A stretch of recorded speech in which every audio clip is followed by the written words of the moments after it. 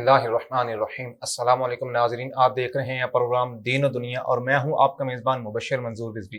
اور ناظرین، میں آج آپ کے لیے انتہائی اہم ٹاپک لے کے آیا ہوں کہ باپ کی فضیلت کیا ہے، اور اس ٹاپک پر بات کرنے کے لیے آج جس شخصیت نے ہمیں جوائن کیا ہے وہ کسی تعارف کی محتاج نہیں ہے۔ مختلف چینلز پہ جوہر دکھانے والے اور ARYQ TV سے گولڈ میڈلسٹ میری مراد عظیم مذہبی اسکالر مفتی طارق فرید سراجوی صاحب، مفتی صاحب میں آپ کو خوش آمدید کہتا ہوں اور آپ کا شکریہ ادا کرتا ہوں کہ آپ نے ناچیز کی گزارش پہ شفقت فرمائی اور تشریف لائے۔ ناظرین، باپ کوئی عام ہستی نہیں ہے۔ بابا جانی، پاپا جانی، ابو جی، دوست کہوں، محافظ کہوں یا سایہ کہوں، انگریزی زبان میں، اردو زبان میں یا فارسی زبان میں، بلکہ تمام زبانوں کو ملا کر بھی کہوں تو اس کی فضیلت میں بیان نہیں کر سکتا۔ ناظرین، باپ ایک ایسی شخصیت ہے جو اپنی پوری زندگی لگا دیتا ہے کہ میری اولاد کچھ بن جائے، میرا بیٹا کچھ بن جائے۔ وہ نہ دن دیکھتا ہے، نہ رات دیکھتا ہے، نہ گرمی دیکھتا ہے، نہ سردی دیکھتا ہے، بس ایک ہی جستجو میں لگا ہوتا ہے کہ میں نے اپنے بچوں کا پیٹ پالنا ہے، کسی طریقے سے بھی پالنا ہے۔ تو آئیے اس ٹاپک کو آگے بڑھاتے ہوئے مفتی صاحب سے جانتے ہیں۔ مفتی صاحب، باپ ایک ایسی ہستی ہے جو اپنی اولاد کے لیے ہر قدم اٹھاتا ہے، تو آپ بتائیں کہ باپ کو کیا کہنا چاہیے؟ باپ کیسی ہستی کا نام ہے؟ بسم اللہ الرحمن الرحیم۔ سب سے پہلے تو بہت شکریہ، جزاک اللہ، آپ کے پروگرام میں مجھے شامل ہونے کا موقع ملا ہے۔ میں آپ کے اس پروگرام کو اور آپ کی اس ٹیم کو مبارکباد پیش کرتا ہوں۔ تھینک یو سو مچ۔ کہ آپ نے ایک اچھا پروگرام دین اور دنیا کے نام سے شروع کیا ہوا ہے، اور جس میں ہمارے ناظرین اور سامعین کو بہت خوبصورت ٹاپک سننے کے لیے ملتے ہیں، اور آپ کی خوبصورت جناب اللہ موجودگی میں اور اچھے بہترین قسم کے سوالات میں ہمارے سامعین کو بہت کچھ سیکھنے کو بہت شکریہ مفتی صاحب۔ ملتا ہے۔ تو آج کا جو ہمارا موضوع ہے کہ باپ کی کیا فضیلت ہے۔ باپ کی فضیلت تو سبحان اللہ اتنی بڑی فضیلت ہے کہ سب سے پہلے انسانیت کی تخلیق جب ہوتی ہے تو سب سے پہلی جس شخصیت کو اللہ رب العزت پیدا فرماتا ہے وہ باپ ہی ہوتا ہے۔ سبحان سب سے اللہ۔ پہلی ذات جو اللہ رب العزت نے انسانوں میں بنائی ہے، اپنی مخلوقات میں جو اشرف المخلوقات ہے وہ انسان ہے۔ بالکل۔ اور انسان میں سب سے پہلا مرتبہ آنے والی جو شخصیت ہے ان کو ابو الاجداد کہا جاتا ہے، یعنی انسانوں کے باپ کہا جاتا ہے، وہ سیدنا آدم علیہ السلام۔ بے شک۔ تو حضرت آدم علیہ السلام پہلی شخصیت جو انسانیت میں ہے وہ باپ ہی ہے۔ بالکل۔ تو انسان کی باپ اس وقت بنتا ہے جب اللہ رب العزت کے بنائے ہوئے قوانین کے مطابق وہ ایک رشتے میں منسلک ہوتا ہے، اور اس رشتے کے ساتھ پھر جو اللہ رب العزت ثمر عطا فرماتا ہے، پھل عطا فرماتا ہے، جس کو اولاد کہا جاتا ہے۔ بالکل۔ اولاد صالحہ، اولاد نرینہ، ایسی اولاد کے ملنے پر اللہ رب العزت باپ کا شرف عطا فرماتا ہے۔ بالکل، ماشاءاللہ۔ جب تک اولاد نہیں ہوتی اس وقت تک کوئی بندہ باپ نہیں کہلاتا، بالکل ایسے ہی ہے، باپ نہیں ہو سکتا۔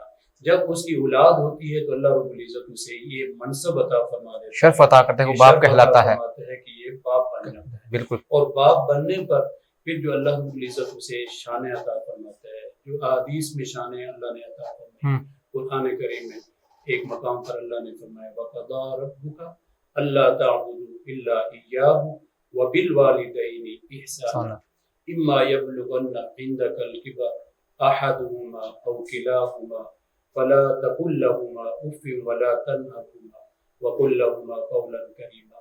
یہاں پر جو اللہ رب العزت حکم دے رہا ہے، بالکل اپنی عبادت کا حکم دے رہا ہے، اور ساتھ ہی فرمایا کہ وَبِالْوَالِدَيْنِ إِحْسَانًا، اپنے والدین کے ساتھ حسن سلوک کرو۔ بالکل۔ قرآن کریم میں اللہ نے اپنی عبادت کے ساتھ، اپنے شکر کے ساتھ جس شخصیت کو بیان فرمایا ہے وہ والدین میں سب سے پہلا مرتبہ جو ہے وہ باپ کو حاصل ہوتا ہے۔ باپ کو حاصل ہوتا ہے۔ الرجال قوامون علی النساء کے تحت اگر ہم بات کریں تو عورتوں ماں سے بھی بڑھ کر اگر مرتبہ ملتا ہے وہ باپ کو ملتا ہے۔ بالکل۔ ہمارے لوگوں میں یہ مشہور ہے کہ ماں کی عزت، ماں کی شان، ماں کی محبت، ماں کا پیار، ماں کا خلوص، ماں کی ممتا، یہ بہت چیزیں بیان کی جاتی ہیں، لیکن میں اس سے اوپر کی بات کرنا چاہتا جی ہوں مفتی صاحب، کہ ماں کے قدموں کے نیچے اگر جنت ہے تو اس کو قدموں میں جنت لانے والی جس شخصیت کا نام ہے اس کو باپ کہتے ہیں۔ سبحان اللہ، اگر ماشاء یہ اللہ باپ نہ ہوتا تو ماں کے قدموں کے نیچے جنت بھی نہ ہوتی، بالکل ماں ہی نہ بنتی، ماں نہ بنتی تو ماں کے قدم تلے جنت کیسے بنتی؟ بڑی خوبصورت بات کی مفتی صاحب آپ نے۔ اچھا مفتی صاحب، قرآن و حدیث میں اس کی کیا روشنی میں بتائیں ذرا کہ باپ کی کیا شان آئی ہے؟ صرف باپ کی شان، ماں کی شان تو بہت بیان ہے، باپ کی کیا شان ہے قرآن و حدیث کی روشنی میں ذرا وضاحت فرمائیے گا۔ یہ قرآن و حدیث میں جو باپ کے حوالے سے قرآن میں الفاظ آتے ہیں، ایک مقام پہ اللہ نے ووالد وما ولد، والد کا ذکر فرمایا ہے کہ یہ والد ہے، جی، کہیں پر فرمایا یا ابتی، جی، یعنی باپ کا ذکر ہے، حضرت ابراہیم علیہ السلام فرما رہے ہیں یا ابتی، وہاں پر بھی باپ کا لفظ اب کے نام سے منسوب ہے۔ جی، اسی طرح اب بھی باپ کو کہتے ہیں، والد بھی باپ کو کہتے ہیں، جی، تو اللہ رب العزت نے ام بھی باپ کو بھی کہا گیا، اس معنی میں بھی باپ کو لیا گیا ہے۔ بالکل مختلف معنی ہیں قرآن کریم میں اللہ رب العزت نے اس طرح بیان فرمایا ہے۔ اسی طرح حدیث پاک میں بھی اللہ رب العزت نے بیان فرمایا ہے۔ حدیث پاک میں پیارے آقا علیہ السلام نے جو باپ کو اہمیت اور فضیلت دی ہے، جی، جی، وہ حدیث پاک میں آتے ہیں نا، یہ وہی حدیث پاک ہے جس کے اندر بیان ہوا ہے کہ ماں کے قدموں کے نیچے جنت ہے۔ اسی حدیث پاک کا یہ دوسرا حصہ ہے، دوسرا پارٹ بنتا ہے، جس میں پیارے آقا علیہ السلام نے فرمایا ہے کہ باپ جو ہے جنت کا یہ مین گیٹ ہے، سینٹرل گیٹ ہے۔ جی، جب تک انسان کوئی بلڈنگ ہے، کوئی چار دیواری ہے، آپ اس کے دروازے سے داخل ہوں گے، جی، ایسا ہی ہے، اگر چار دیواری بند ہے، جیسے ہمارا یہ اسٹوڈیو ہے، جی، جی، اس کے اندر اگر ہم نے داخل ہونا ہے تو انٹرس پوائنٹ سے آنا ہے، جی، بالکل دروازے سے ہی ہے، بالکل مفتی صاحب، نہ ہم چھت سے آ سکتے ہیں، جی، نہ دائیں بائیں جی، جانب سے آ سکتے ہیں، دروازے کے علاوہ کوئی چارہ نہیں ہے، دروازے کے علاوہ ہمیں کوئی دوسرا راستہ نہیں ہے، بالکل گیٹ تو ہم ہے نہیں، جی، جو چھت پھاڑ کے جی، جی، ایسا ہی ہے، اگر سیدھے راستے سے آنا ہے تو وہ ہمیں دروازے سے آنا پڑے گا۔ تو جنت جو ہے اس کا جو مین گیٹ ہے وہ باپ کی فضیلت ہے، جی، جی، جنت ماں کی قدموں کے نیچے جی، ہے، بے شک ہے، اس میں کوئی دوسری بات نہیں ہے کہ نہیں ہے، جی، لیکن اس جنت کا وارث ہم تب بنیں گے جب ہم باپ کی عزت کر کے جنت کے حقدار بنیں۔ یعنی کہ جو بات مشہور ہے کہ باپ جنت کا دروازہ ہے، یہ بالکل رائٹ ہے، حدیث کے مطابق ہے، شرع اس کی تائید کرتی ہے، بالکل شریعت میں یہ بات موجود ہے، حدیث پاک میں یہ بات بالکل موجود ہے، اور باپ کی یہ عزت اور عظمت موجود ہے۔ بے شک، باپ جنت کا مین گیٹ ہے اور اس گیٹ سے ہی گزر کر انسان جنت میں داخل بے ہوتا ہے۔ شک، بے شک، بڑی آپ نے خوبصورت بات میں اس کہی، کی دنیا کی ایک مثال سمجھا دیتا ہوں۔ کوئی جیسے بعض پراپرٹی پر قبضہ ہو جاتا ہے، جی، کوئی لوگ قبضہ کر لیتے ہیں، جی، جی، اب بندہ کہتا ہے یہ تو میرا پلاٹ ہے، یہ میرا پلازا ہے، جی، لیکن اس میں وہ جا نہیں سکتا کیونکہ قبضہ دوسری پارٹی کا ہے، جی، قبضہ اس پہ جب اس کا ہوگا پھر یہ کہے گا یہ میرا گھر جی، ہے، بالکل ایسا ہی ہے، نہیں تو نہیں کہہ سکتا، کہتا پھرے گا میں جنت کا حقدار ہوں، جی، میں جنت کا جی، حقدار ہوں، لیکن داخلہ اس کو تب ملے گا جب باپ چاہے گا کہ اب جنت، جی، وہ باپ جنت کا دروازہ ہے، باپ کی اجازت کے بغیر جنت میں نہیں جا سکتا ہم۔ اچھا مفتی صاحب، اکثر جن کے باپ اس دنیا فانی سے چلے گئے ہیں، کوچ کر چکے ہیں، اگر وہ باپ والا درجہ کس کو دے، یہ اس کے بارے میں شرع کیا کہتی ہے؟ اکثر بچے بالکل چھوٹے ہوتے ہیں تو بہترین سوال کی طرف آپ اشارہ کر رہے ہیں، اپنے سامعین کے لیے رہنمائی کر رہے ہیں۔ اصل میں یہ بات آج اس کی بڑی اشد ضرورت ہے، جی، جی، موجودہ حالات میں، موجودہ وقت میں ان رشتوں کے تقدس کو جو ہے نا اہمیت نہیں دی جاتی، پامال کیا جاتا ہے ان رشتوں کو۔ ان رشتوں کی اتنی قدر اور عزت پیارے آقا علیہ السلام نے بیان فرمایا۔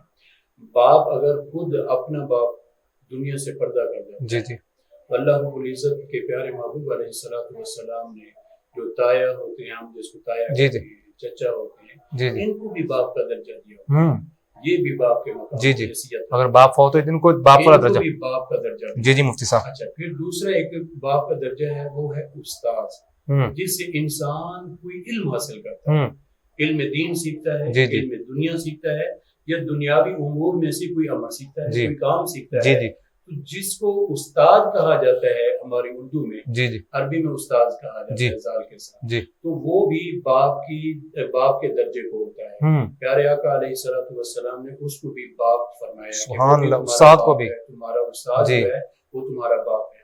پھر تیسرا ایک رشتہ ہے جس کو باپ کہا انسان کے 3 باپ بنا کر پیارے آقا علیہ الصلوۃ والسلام نے، ایک ہے اس کا حقیقی باپ جس کی وجہ سے وہ دنیا میں بھی آئے، اور دوسرے ہیں اس کے استاد جس کی وجہ سے وہ زمین سے آسمان کی بلندیوں کو چھونے والا ہے، عروج پاتا ہے، عزت پاتا ہے۔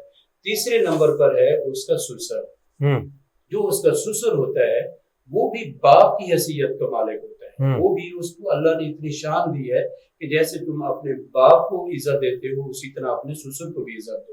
ہمارا معاشرہ آج کل اس چیز سے دور ہوتا جا رہا ہے۔ ہمارا معاشرہ استاد کی عزت آج سے 20 سال 25 سال پہلے کافی استاد کو عزت دی جاتی ہے، اب بھی دی جاتی ہے، لیکن کئی ادارے ایسے ہیں، کئی بچے ایسے ہیں، کئی بچوں کی تربیت ایسی ہے کہ انہوں نے اپنے اساتذہ کو اہمیت دینا چھوڑ دیا، بالکل ایسا ہی ہے، ان کا ادب، ان کا اکرام، ان کی تعظیم یہ سب چھوڑ دیا۔ یہ پرائیوٹ اسکولوں میں تو ایسا چلتا ہے، ادارے ہیں کہ وہ استاد کو جسٹ وہ اس طرح سمجھتے ہیں کہ یہ ملازم، جی ایسا ہی ہے، ملازم ہے، وہ ملازم آپ کا نہیں ہے، جی وہ ملازم ایک ادارے کا، بالکل ٹھیک ہے، لیکن وہ آپ کا استاد ہے، آپ اس کو استاد سمجھیں، بالکل اپنے والد کی جگہ پر سمجھیں۔ بالکل 3 رشتے ہیں جو قرآن حدیث میں اللہ نے بیان فرمائے ہیں باپ کے الفاظ میں، کہ ایک تو حقیقی باپ ہے، دوسرے نمبر پر اس کا استاد ہے، تیسرے نمبر پر اس کا سسر ہے، اور چوتھے نمبر پر علماء نے بیان فرمایا، بلکہ حدیث بھی اس پہ رہنمائی فرماتی ہے، جیسے چچا ہے، تایا ہے، ان کو بھی باپ کی حیثیت میں دیکھا جا سکتا ہے۔ بالکل لہٰذا قرآن و حدیث میں باپ کی بڑی فضیلت ہے۔ پیارے آقا علیہ الصلوۃ والسلام نے یہاں تک فرمایا ہے کہ ہما جنتوں کا و ناروں کا، یہ تمہارے لیے جنت بھی ہے، تمہارے لیے جہنم بھی ہے۔ باپ اور ماں دونوں والدین کا ذکر ہے، والدین کا ذکر ہے، کہ یہ نہ سمجھو کہ تم جو ہے نا ان کے بغیر جنت پالو گے۔ بعض بزرگوں نے لکھا ہے کہ تم اگر 10 مرتبہ حج بھی کر چکے ہو، 10 مرتبہ تم عمرے بھی کر چکے ہو، تم نمازیں بھی پڑھتے ہو، روزے بھی رکھتے ہو، اگر ماں باپ میں کوئی ایک بھی تم سے ناراض ہے تو یاد رکھنا جنت کے حقدار نہیں۔ اللہ اکبر، اللہ اکبر، کتنی بڑی وعید آئی ہے مجھ سب، بڑی آپ نے خوبصورت بات کہی، یقیناً ایسا ہی ہے، شرع اس کی رہنمائی کر رہی ہے۔ ایک اور آج کل بڑی ہمارے معاشرے میں بات پائی جا رہی مفتی صاحب کہ ماں کی فضیلت بہت زیادہ بیان کی جاتی ہے، ہر دوسرا بندہ ماں کی فضیلت بیان کر رہا ہے، واقعہ ہے بھی ماں کی فضیلت بہت بڑی فضیلت ہے، ماں کے قدموں تلے جنت ہے، لیکن باپ کی فضیلت بیان نہیں کی جاتی، اگر کرتا بھی ہے تو بہت کم لوگ نظر آتے ہیں، اس کی کیا وجہ ہے؟ جبکہ شریعت میں اس کی فضیلت تو بہت زیادہ ہے، لیکن کم کیوں بیان کی جاتی ہے؟ اس کی میری نظر میں جو بات ہے وہ حدیث پاک ہے، جی واقعتاً ماں کی بڑی قربانی ہوتی ہے، جی بالکل، ماں کی بڑی کاوشیں ہوتی ہیں، جی بالکل مفتی صاحب، اور بچے کی ابتدائی جو تربیت گاہ ہوتی ہے، جی پہلی جو استاد ہوتی ہے وہ ماں ہی ہوتی ہے، بالکل۔ اور پھر حدیث پاک میں اس بات کی رہنمائی ملتی ہے، ایک صحابی عرض کرتے ہیں یا رسول اللہ میرے حسن اخلاق کا سب سے زیادہ حقدار کون ہے؟ آپ نے فرمایا تمہاری ماں۔ اس نے پھر یہی سوال کیا، آپ علیہ الصلوۃ والسلام نے فرمایا تمہاری ماں۔ اس نے پھر یہی سوال کیا کہ آپ نے پھر فرمایا تمہاری ماں، یعنی 3 مرتبہ یہ سوال ہوتا ہے اور تینوں مرتبہ ایک ہی جواب دیا تمہاری ماں اس کی حقدار۔ جی چوتھی مرتبہ پھر سوال ہوتا ہے، یعنی صحابی چاہتے تھے کہ باپ کے حوالے سے کیا، باپ کی حیثیت کیا ہے، باپ کی عظمت کیا ہے، باپ کا مقام کیا ہے، خدمت کے حوالے سے باپ کو ہم کیا اہمیت دیں۔ تو اللہ کے پیارے حبیب علیہ الصلوۃ والسلام نے چوتھی مرتبہ جب سوال ہوا تو پھر فرمایا تمہارا باپ۔ اب اس کی ریزن کیا تھی، وجہ کیا تھی؟ وجہ یہ تھی کہ ماں جو ہے یہ بڑی ازمائشوں سے، بڑی تکلیفوں سے، ان مراحل سے گزر کر ماں جا کر بچے کو جنم دیتی ہے، بالکل۔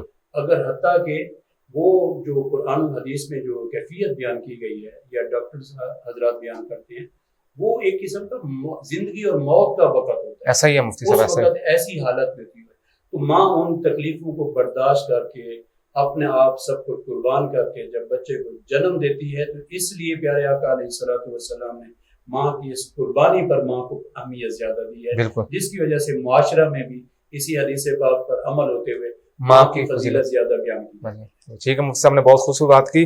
ناظرین یہاں وقت ہوا چاہتا ہے ایک بریک کا، بریک کے بعد ملتے ہیں۔ ویلکم بیک ناظرین، میں آپ کو اگین خوش آمدید کہتا ہوں پروگرام میں۔ تو ہماری بات چل رہی تھی باپ کی فضیلت۔ مفتی صاحب آگے جو میں آپ سے کوشچن کرنے جا رہا ہوں وہ یہ ہے کہ باپ کے حقوق کیا ہیں؟ باپ کے حقوق جو علماء نے بیان فرمائے ہیں جی بلکہ اعلیٰ حضرت رحمۃ اللہ علیہ نے بیان فرمایا جی جی 80 حقوق 80 حقوق اعلیٰ حضرت رحمۃ اللہ علیہ نے باپ کے بیان فرمایا۔ ایک میں مثال دیتا ہوں کہ پہلی بات تو یہ ہمیں ذہن نشین کرنی چاہیے جی جی اولاد کو، بچوں کو، طلباء کو یہ بات سمجھنی چاہیے کہ باپ کا حق کیا ہے۔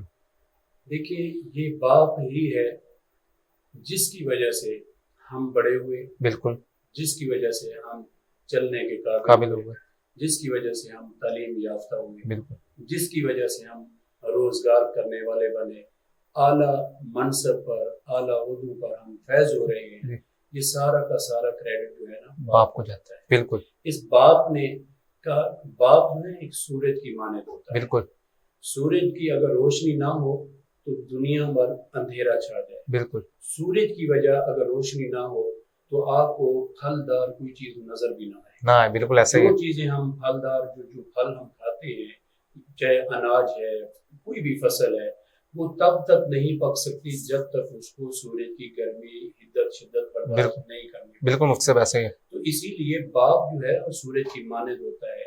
اس کا یہ مطلب ہرگز نہیں ہوتا، بعض بچے یہ شکایت کرتے ہوئے نظر آتے ہیں کہ ہمارا باپ تو ہمیں ٹائم نہیں دیتا۔ وہ ٹائم تمہیں نہیں دے رہا بلکہ وہ تمہارے پورے گھر کے جو سسٹم کو وہ چلا رہا ہے، تمہارا باپ اسی ٹائم کی وجہ سے وہ چلا رہا ہے۔ جی بالکل ایسا ہی۔ وہ اگر تمہارے پاس بیٹھ جائے تو تمہارا نظام نہ چل سکے، جی بالکل ایسا ہی، تمہارا گھر نہ چل سکے، تمہارا جیسے کہ تم کسی قابل نہ بن سکے، تمہاری گھر کی گاڑی جو چل رہی ہے وہ تمہارے باپ کی وجہ سے، محنت اور ان کی ٹائم کی وجہ سے۔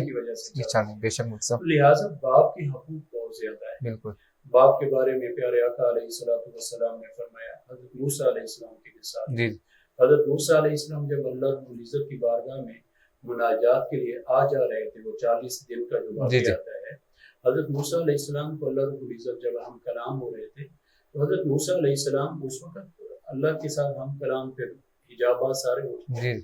آپ نے ایک ایسے شخص کو دیکھا جو اللہ کی انوار و تجلیات میں مزے سے بیٹھا ہوا ہے، جس کو اللہ رب العزت رزق عطا فرما رہا ہے، جس کو موجیں ملی ہوئی ہیں، یوں سمجھیں عام الفاظ میں آسانی کے لیے۔ تو حضرت موسیٰ علیہ السلام پوچھتے ہیں کہ رب العالمین یہ کون شخص ہے جس کو اتنی آسانیاں، اتنی جس پر مہربانیاں، کرم نوازیاں ہو رہی ہیں، اس کی کیا وجہ ہے؟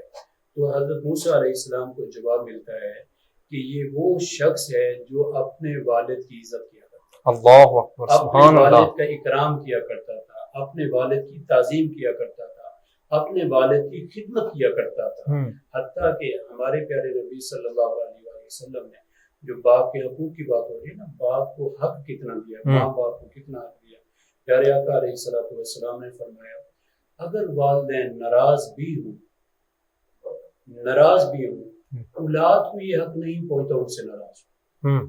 والدین بے جا بچے پر غصہ بھی کر جائیں، بچے کی غلطی نہ بھی ہو، اولاد کو یہ حق نہیں پہنچتا کہ والد کے سامنے زبان درازی کرے، اولاد کو یہ حق نہیں پہنچتا کہ اپنے والد کے سامنے آنکھیں پھاڑ پھاڑ کے دیکھنا شروع کر دے، یا اپنے پیشانی پر جو ہے نا وہ سلوٹیں ڈالنا شروع کر دے، غصے کا اظہار کرنا شروع کر دے۔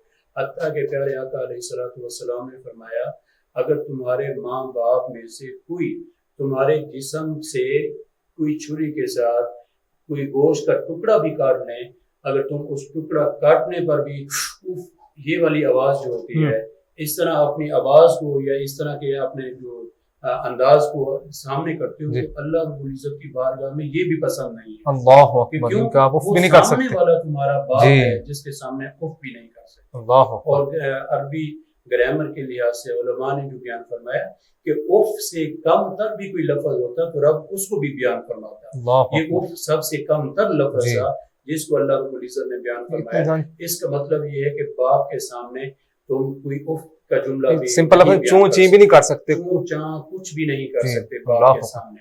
اور رہنا کیسے چاہیے باپ کے سامنے؟ حضرت امام موسیٰ کاظم رحمۃ اللہ علیہ فرماتے ہیں باپ کے سامنے تمہیں ایسے رہنا چاہیے جیسے ایک غلام اپنے آقا کے سامنے کھڑا ہوتا ہے، بالکل ہاتھ باندھ کر، نظریں جھکا کر، اپنی سانسوں کو بھی روک کر، کوئی ایسی بے ادبی نہ ہو جائے جس سے میرا آقا مجھ سے ناراض ہو کہ مجھے نکال دے، مجھے کہ نکل جاؤ میں تمہیں آگ کر دے. اس لیے باپ کے سامنے بزرگان دین نے لکھا ہے باپ کے آگے بھی نہیں چلنا چاہیے. یہ بھی بے ادبی ہے، بے ادبی میں شمار ہوتا ہے. اور باپ کے سامنے بزرگوں نے تو یہاں تک ادب لکھا ہے کہ باپ کے سامنے دو زانوں بیٹھ کر ہاتھ باندھ کر، جیسے آج کل بڑے ادب جو طلباء ہوتے ہیں، شاگرد ہوتے ہیں، اپنے اساتذہ کے سامنے بیٹھتے ہیں، یا اپنے مریدین جو اپنے پیروں کے سامنے بیٹھتے ہیں، مرشد کے سامنے بیٹھتے ہیں، مرشد کے سامنے، تو فرمایا باپ سب سے بڑا استاد ہے، باپ سب سے بڑا مرشد ہے. بالکل، تو باپ کے سامنے اس انداز میں بیٹھا جائے. باپ اگر بیٹھا ہے تو بیٹا، اگر بچہ سویا ہوا ہے تو بزرگان دین تو کہتے ہیں یہ بھی ادبی ہے. اللہ اکبر، اللہ. اس لیے باپ کے سامنے سختی آئی ہے، ادب رہو. باپ کے سامنے غلام والی حیثیت میں رہو. باپ تم پڑھ گئے ہو تو کیا ہو گیا، باپ ان پڑھ تھا تو کیا ہو گیا، لیکن پڑھایا تو اسی نے، اسی نے، بالکل محنت تو اسی نے کی ہے. لہٰذا آج اگر معاشرے میں انسان سر اٹھا کے چل رہا ہے تو اس کی وجہ یہ ہے کہ تمہارا باپ تمہارے سر پر ہے. بالکل، باپ تمہارا ساتھ نہ ہوتا تو تم اس لائق نہ ہوتے. اور میں یہ عرض کرنا چاہتا ہوں، آپ کے اس پروگرام کے توسل سے اپنے سامعین تک بات پہنچانا چاہتا ہوں، اگر اپنی زندگی سے لفظ باپ کو نکال دیا جائے، والد کو نکال دیا جائے، تو انسان ہی نہیں رہتا. وہ ایک معاشرے میں گالی بن کر رہ جاتا ہے، اس کی حیثیت ختم ہو جاتی ہے. اگر وہ حیثیت اپنی رکھ رہا ہے، اپنا نام اور شہرت اور عزت پا رہا ہے، تو وہ باپ کے نام کی وجہ سے. بالکل مجھ سے ویسا ہی ہے. مصعب، آپ سے میں اگلے جو بات کرنے جا رہا ہوں وہ یہ ہے کہ جو اولاد اپنے باپ پر ظلم کرتی ہے، شریعت نے اس کی کیا وعید بیان فرمائی ہے؟ اللہ اکبر، میں تو سمجھتا ہوں وہ اولاد ہی نہیں ہے. اللہ اکبر، ایسا اولاد کیسی ہے جو باپ پر ظلم کرتے ہیں. جی، باپ کے سامنے تو قرآن کریم نے فرما دیا کہ اف لکم ولا تنہرہما وقل لہما قولا کریما، کہ ان کے سامنے اف بھی نہ کرو. اب کوئی ظلم کرے، اللہ اکبر، یہ تو کتنی بڑی جسارت ہوگی، کتنی بڑی گستاخی ہوگی، کتنی بڑی بے ادبی ہو گئی. بالکل. اور جو بچہ اس طرح کی حرکت کرتا ہے وہ سن لے ہماری شریعت ہمیں کیا سکھاتی ہے. بالکل. پیارے آقا علیہ الصلوۃ والسلام نے ہماری تربیت کیا فرمائی، دین ہمیں کیا پڑھا رہا ہے، سبق ہمیں کیا دیا جا رہا ہے. باپ کا جو مقام ہے، اللہ نے فرمایا ہے کہ رضا الرب فی رضا الوالد، حدیث پاک الفاظ ہے، وسخط الرب فی سخط الوالد. باپ کی رضا میں رب کی رضا ہے، باپ کی ناراضگی میں رب کی ناراضگی ہے. آپ اندازہ کریں، میں نے پہلے عرض کیا ہے کہ نمازیں، حج، زکاتیں، عبادتیں، ساری چیزیں ہوں جی، لیکن اگر اس کا باپ اس سے ناراض ہے تو کچھ بھی نہیں ہے. بالکل ایسا ہی. تو یہاں پر آپ دیکھ لیں، جو بچہ اپنے والد کی نافرمانی کرے، جو اپنے والد کی گستاخی کرے، جو اپنے والد کے سامنے زبان درازی کرے، جی ظلم کرے، تشدد کرے. آپ نے تو بہت بڑا اگلی بات کا بھی ہے کہ تشدد کرنا. جی، استغفر اللہ، یہ کیسے بندہ سوچ سکتا ہے کہ باپ کے اوپر اللہ اکبر، اللہ اکبر. تو اگر کوئی تشدد کرتا ہے تو اس کا والد اس سے ناراض ہوتا ہے تو وہ جتنی مرضی عبادتیں کرتا بھی رہنا، رب کی بارگاہ میں اس کی کوئی عبادت کا ظاہر جب باپ ناراض ہے تو باپ کی ناراضگی رب کی ناراضگی، اس کی کوئی عبادت قبول بھی نہیں، ظاہر خدا ناراض ہے اس سے، اسے راضی بھی نہیں. اللہ اکبر. اچھا، اس لیے باپ کی ناراضگی ہر طرح سے جو ہے اس سے بچنا چاہیے، باپ ہو چاہے ماں. جی، ان ماں باپ کی فضیلت اتنی ہے، آپ اندازہ کریں قرآن میں اللہ نے فرمایا انشکر لی ولی والدیک، اللہ نے فرمایا میرا شکر ادا کرو اور اپنے والدین کا شکر ادا کرو. والدین کا جس طرح اللہ کا ہم انسان پوری زندگی اگر سجدے میں پڑا رہے تو رب کا شکر ادا نہیں کر سکتا. پوری زندگی اگر انسان والدین کا شکریہ ادا کرتا رہے تب بھی والدین کا شکریہ ادا نہیں کر سکتا. مجھ سے اب کسی بات سے میں بات کرنا چاہتا ہوں، آگے بڑھتا ہوں پروگرام کو میں، کہ اگر ماں باپ یا والد یا ماں انسان سے ناراض تھی اور ان کی ڈیتھ ہو گئی ہے تو انسان اپنی غلطی کا ازالہ کس طرح کرے؟ نہیں، ماں باپ سے معافی کس طرح طلب کرے؟ وہ تو جا چکے ہیں دار فانی سے. ہاں، بعض ایسی صورت بھی پیدا ہو جاتی ہے. جی، انسان کئی معاملات میں والدین کی بے ادبی کی وجہ سے، کوئی ناراضگی کی وجہ سے ایسی صورتحال بن جاتی ہے، یعنی کہ والدین فوت ہو جاتے ہیں، تو کیا اب اس کی زندگی میں یعنی نیکی کا کوئی صلہ نہیں ہے؟ کیا وہ پوری زندگی اب جہنمی بن کے رہے گا؟ اس کی بخشش کا کوئی واسطہ یا راستہ نہیں ہے؟ تو پیارے آقا علیہ الصلوۃ والسلام نے اس کے لیے ایک راستہ دیا ہے، اور وہ راستہ یہ ہے کہ اگر والدین فوت ہو جائیں، حدیث پاک کے الفاظ ہیں جس کا مفہوم یہ ہے کہ پیارے آقا علیہ الصلوۃ والسلام نے فرمایا جو اپنے والدین کی حیات میں نافرمان تھے، جی والدین کی فوتگی کے بعد اگر وہ والدین کے لیے بخشش کی دعا کریں، جی مغفرت کی دعا کریں، ان کے لیے نیک اعمال کریں، اچھے اعمال کر کے توبہ کرتے رہیں، اللہ سے معافی مانگتے رہیں، ان کی بخشش کی ہر وقت دعا کرتے رہیں، اللہ رب العزت ان کی ان گناہوں کو معاف فرما کر ان کو نافرمانوں کی لسٹ سے نکال کر فرمان برداروں کی لسٹ میں شامل۔ ماشاءاللہ مفتی صاحب، لہٰذا یہ انسان کو پہلے تو کوشش یہ کرنی چاہیے کہ وہ اپنے والدین کو کوئی زندگی میں ایسا موقع ہی نہ آئے کہ وہ والدین کے سامنے ہو جائے، والدین کو ناراض کرنا شروع کر دے۔ ہماری بچیوں کی بھی عادت ایسی ہے ماں کے اوپر چیخنا چلانا، بچوں کی بھی عادت ایسے بنتی جا رہی ہے باپ کے سامنے چیخنا چلانا۔ تو یہ بہت بڑی ایک وعید ہے، اس بارے میں سخت قسم کا گناہ ہے، کبیرہ گناہوں میں سے۔ ہم نے سمجھ لیا کہ یہ ہمیں مفت میں ملے ہوئے ہیں اور ہمارے پاس ہر وقت رہتے ہیں، اس لیے ہم جو مرضی کرتے ہیں، تو اس سے ہمیں کوئی فرق نہیں پڑتا۔ جبکہ دنیا باقی ساری ناراض ہو کوئی فرق نہیں پڑتا، دنیا سے ہماری تعلقات ہوں یا نہ ہوں کوئی فرق نہیں پڑتا، ماں باپ سے دوستیاں ہماری قائم رہیں نہ رہیں کوئی فرق نہیں پڑتا، لیکن اگر والدین ناراض ہیں تو فرق پڑتا ہے۔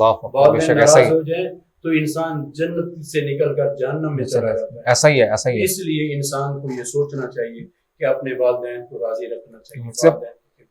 بہت خوبصورت آپ بات کر رہے ہیں کہ میں والدین کا ادب و احترام کرتے رہنا چاہیے۔ مجھ سے پروگرام آخری مراحل کی طرف جا رہا ہے تو میں آپ سے اگلی بات کرنے جا رہا ہوں کہ ایک وقت ایسا آتا ہے باپ بھی موجود ہے، ماں بھی موجود ہے، ایک ان کے سامنے ان کے اولاد کا ایک بیٹا بیٹھا ہوئی ہے، بیٹی بیٹھی ہوئی ہے، ماں کہتی ہے کہ ایسا کرو میرا یہ کام کر دو، جبکہ باپ بھی اسی وقت یہ کہتا ہے کہ بیٹا ایسا کرو میرا یہ کام کر دو۔ تو شرع نے پہلے کس کی بات پہ عمل کرنے کا حکم دیا ہے؟ اس میں دو چیزیں ہیں جی۔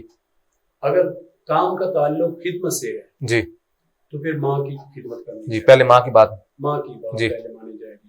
اگر کام کا تعلق ہے شریعت سے عمل کرنے سے تو پھر باپ کا کہنا پہلے مانا جائے گا۔ جی، اگر خدمت کو خدمت کا واسطہ ہے اس بات سے، اس تعلق سے خدمت ہے مراد، تو پھر تو ماں کی خدمت پہلے کی جائے گی۔ یعنی باپ کہہ رہا ہے کہ مجھے پانی دو، مثال کے طور پر ماں بھی کہہ رہی ہے مجھے پانی دو، پہلے ماں کو پانی پلایا جائے گا پھر باپ کو پلایا جائے گا۔ اگر اب یہاں پر بات ہے ماں کہہ رہی ہے کہ میرے لیے فلاں چیز لے کر، باپ کہہ رہے ہیں نماز پڑھ کے، تو پھر یہاں باپ کا کہنا مانا جائے گا۔ بے شک محسن۔ اچھا محسن، اسی معذرت کے ساتھ میں آپ کی بات کو کاٹ رہا ہوں، اسی بات سے میں ایک بات کہنا چاہتا ہوں۔ ہمارے اکثر مشہور ہے کہ اگر بچہ نماز پڑھ رہا ہے، ماں کہہ دے کہ پہلے میرا یہ کام کر دو تو انسان نماز چھوڑ سکتے، کیا اس کا دین سے تعلق ہے اس بات کا؟ اس کا شریعت میں جو مطلب ہے وہ یہ ہے کہ اگر نوافل پڑھ رہا ہے، نفلی عبادت کر رہا ہے، اس میں والدین کے احکام کو اہمیت دی گئی ہے۔ نوافل کو چھوڑ دے، پہلے وہ والدین کی بات کو مانے۔ اگر وہ فرائض اور واجبات میں ہے تو پہلے فرائض اور واجبات پورے کرے، پھر ماں باپ کے کہنے کی طرف ہے۔ تو لہٰذا اس چیز کی گنجائش موجود ہے۔ پیارے آقا علیہ الصلوۃ والسلام نے خود بیان فرمایا کہ اگر میں نماز پڑھ رہا ہوں اور میری ماں مجھے بلائے تو میں نماز چھوڑ کر اپنی ماں کی خدمت کروں۔ سبحان اللہ، ماشاء اللہ۔ مفتی صاحب، پروگرام کا ٹائم ختم ہو رہا ہے تو آپ میرے ناظرین کو کیا پیغام دینا چاہیں گے آخر میں؟ بس میں آپ کے اس پروگرام کے توسل سے آپ کے ناظرین سامعین کو یہی کہنا چاہتا ہوں، یہ والدین کی خدمت کرتے رہا کریں، والدین کو راضی کرنے کی کوشش کیا کریں۔ انسان ہونے کے ناطے ہم سے ایسی جسارت ہو جاتی ہے، والدین کے سامنے کبھی کبھار زبان درازی بھی ہو جاتی ہے، تو انسان کو فوری طور پر معافی مانگ لینی چاہیے، ماں باپ کو منا لینا چاہیے، کیونکہ ماں باپ اگر ناراض چلے گئے تو پھر دنیا بھی تباہ ہو جائے گی اور آخرت بھی تباہ ہو جائے گی۔ ماں باپ اگر راضی ہوں گے تو دنیا میں بھی انسان سرخرو ہو جاتا ہے اور آخرت میں بھی انسان سرخرو ہو جائے گا۔ دیکھا ناظرین، آپ نے جانا کہ کس طرح سے مفتی صاحب قرآن و حدیث کی روشنی میں باپ کی فضیلت بیان کر رہے تھے۔ تو ناظرین، میں یوں کہوں گا کہ اگر باپ کو میں احسان کے لفظوں میں سمیٹوں تو محبت کہاں جائے گی، اگر محبت میں سمیٹوں تو محافظ کہاں جائے گا، اگر محافظ کے لفظوں میں سمیٹوں تو رحمت کہاں جائے گی۔ علی المختصر مجھے یہ کہنا پڑے گا کہ ان کے گھر میں سائے ہوتے ہیں، باپ گھر میں درخت ہوتے ہیں۔ دیجیے اپنے میزبان مبشر منظور رضوی کو اجازت، انشاءاللہ بہت جلد ملاقات ہوگی ایک نئے مہمان اور ایک نئے ٹاپک کے ساتھ۔ اللہ نگہبان، والسلام۔